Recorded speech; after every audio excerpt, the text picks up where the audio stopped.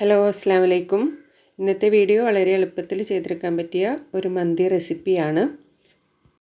അപ്പോൾ നോമ്പിനും അല്ലാത്തപ്പോഴും വളരെ പെട്ടെന്ന് ചെയ്തെടുക്കാൻ പറ്റിയ ഒരു റൈസ് റെസിപ്പിയാണ്. അപ്പോൾ ഞാനിവിടെ ഒരു 1.5 കിലോ ബസ്മതി റൈസാണ് ഇതിനു വേണ്ടി എടുത്തിട്ടുള്ളത്. അപ്പോൾ അത് കഴുകി വൃത്തിയാക്കിയിട്ട് 1 മണിക്കൂർ ഒന്ന് വെള്ളത്തിൽ കുതിർത്തിട്ട് ഊറ്റി വെച്ചതാണ്. ഇനി ഇത് വേവിക്കാൻ ആവശ്യത്തിനുള്ള വെള്ളം വെച്ച് കൊടുക്കുക, ആവശ്യത്തിനുള്ള ഉപ്പ് ചേർത്ത് കൊടുക്കുക. അതിലേക്ക് കുറച്ച് ഓയിലും കൂടെ ഒഴിച്ച് കൊടുത്തിട്ട് നമുക്ക് ഈ റൈസ് ഒന്ന് വേവിച്ചെടുക്കാം. അപ്പോൾ 1 മണിക്കൂർ കുതിർത്ത് വെച്ചിട്ടുള്ള അരിയാണ്. അപ്പോൾ നമുക്കിതൊരു 1/4 ഭാഗം വേവിൽ ഈ അരി ഒന്ന് വേവിച്ചെടുത്തിട്ട് ഇതൊന്ന് ഊറ്റിയിട്ട് മാറ്റി വെക്കാം.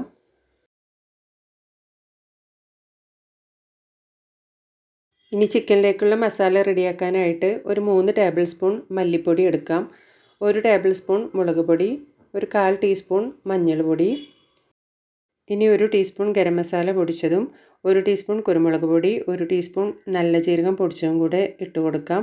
ഇനി ഇതിലേക്ക് 1 ടീസ്പൂൺ ഉപ്പും കൂടെ ചേർത്ത് കൊടുക്കാം. ഇനി ഇതിലേക്ക് ഒരു 4 പീസ് ചിക്കൻ ക്യൂബും കൂടെ ചേർത്ത് കൊടുക്കാം. ഇതിലേക്ക് ആവശ്യത്തിനുള്ള സ്പൈസസ് ചേർത്ത് കൊടുക്കുക. അപ്പോൾ ഇതിലേക്ക് ഒരു 2 ഉണങ്ങിയ ചെറുനാരങ്ങ ഞാൻ ഇതുപോലെ ചെറിയ പീസുകളാക്കിയിട്ട് അത് ഇട്ട് കൊടുത്തിട്ടുണ്ട്. ഇനി ഇതിലേക്ക് നമുക്കൊരു 10 12 ഏലക്കായും കുരുമുളകും ഗ്രാമ്പും കൂടെ ഇട്ട് കൊടുക്കാം. ഇനിയിപ്പോൾ ഞാനിവിടെ ഉണങ്ങിയ കറുകപ്പട്ടയുടെ ഇല ചേർത്ത് കൊടുത്തിട്ടുണ്ട്. ഇതിലേക്ക് ഒരു 4 5 പീസ് കറുകപ്പട്ടയും കൂടെ ചേർത്ത് കൊടുക്കുക. ഇതിലേക്ക് ഒരു 1/2 കപ്പ് ഓയിലും കൂടെ ഒഴിച്ച് കൊടുത്തിട്ട് ഇത് നന്നായിട്ടൊന്ന് നമുക്ക് മിക്സാക്കി എടുക്കാം. അപ്പോൾ ചിക്കൻ ക്യൂബൊക്കെ നന്നായി പൊടിച്ചിട്ട് എല്ലായിടത്തേക്കും ആവണ വിധത്തിൽ ഒന്ന് നന്നായിട്ട് മിക്സ് ചെയ്തിട്ട് ഇതിൻ്റെ മസാല റെഡിയാക്കി എടുക്കുക.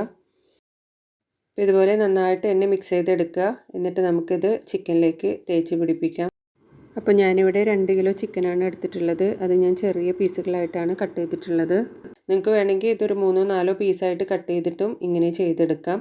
അപ്പോൾ ഇവിടെ നന്നായിട്ട് മസാല പുരട്ടിയിട്ട് നമുക്കൊന്നത് മാറ്റി വെക്കാം. ഇനി ഒരു പാനിലേക്ക് ഒരു 1/2 കപ്പും കൂടെ ഓയിൽ ഒഴിച്ച് കൊടുക്കുക. അതിലേക്ക് ഒരു സവാള കട്ട് ചെയ്തിട്ട് ഒന്ന് ജസ്റ്റ് ഒന്ന് സോട്ട് ചെയ്തെടുക്കുക. അതിലേക്ക് ഒരു 2 ടേബിൾ സ്പൂൺ ഇഞ്ചിയും വെളുത്തുള്ളിയും ചതച്ചെടുത്തിട്ട് അതും കൂടി ചേർത്ത് കൊടുത്തിട്ട് ഒന്ന് വഴറ്റിയെടുക്കുക. ഒരുപാട് നേരം ഒന്നും വഴറ്റേണ്ട, ജസ്റ്റ് ഒന്ന് ഒരു 2 മിനിറ്റ് ഒന്ന് വഴറ്റിയെടുത്താൽ മതി.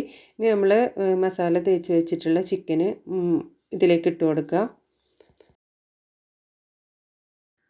ഇനി ചിക്കനും ഉള്ളിയും നന്നായിട്ട് മിക്സ് ആക്കിയതിന് ശേഷം ഇതിലേക്ക് കുറച്ച് വെള്ളം ഒഴിച്ച് കൊടുക്കാം. അപ്പോൾ ഇനി ബാക്കി വെള്ളം ചിക്കനിൽ നിന്ന് തന്നെ വന്നോളും. അപ്പോൾ ഇതൊരു പകുതി വേവാകുന്നവരെ നമുക്കിതൊന്ന് അടച്ച് വെക്കാം. അപ്പോൾ ഒരു 10 മിനിറ്റ് ഒന്ന് അടച്ച് വെച്ചിട്ട് ചിക്കൻ ഒന്ന് വേവിച്ചെടുക്കുക. അപ്പോൾ ഇതൊരു 10 മിനിറ്റൊക്കെ കഴിഞ്ഞപ്പോൾ ഇതിൽ നിന്നും നല്ലോണം വെള്ളമൊക്കെ ഇറങ്ങി വന്നിട്ടുണ്ട്.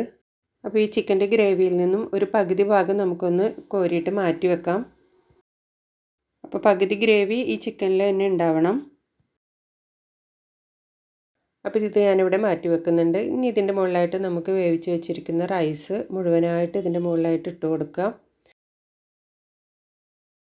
ഇനി മാറ്റി വെച്ചിരിക്കുന്ന ഗ്രേവി ഇതിൻ്റെ മുകളിലേക്ക് എല്ലാ ഭാഗത്തേക്കും ആവുന്ന വിധത്തിൽ ഒഴിച്ച് കൊടുക്കുക.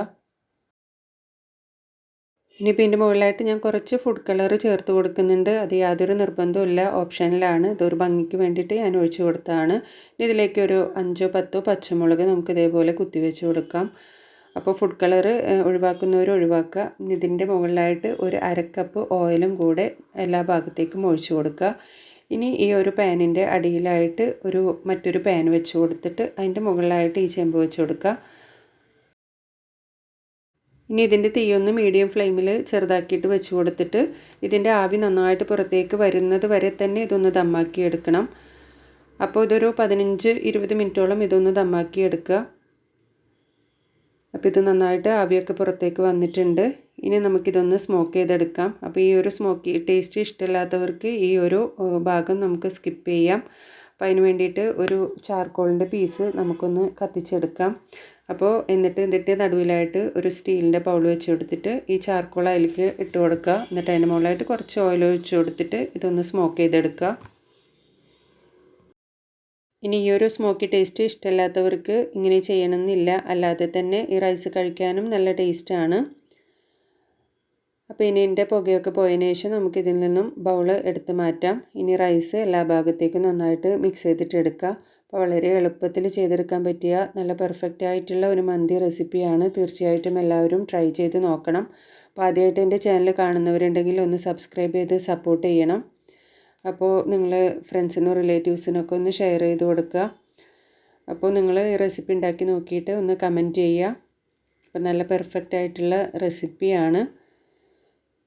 അപ്പോൾ ഇനി അടുത്ത വീഡിയോയിൽ കാണാം. Thank you.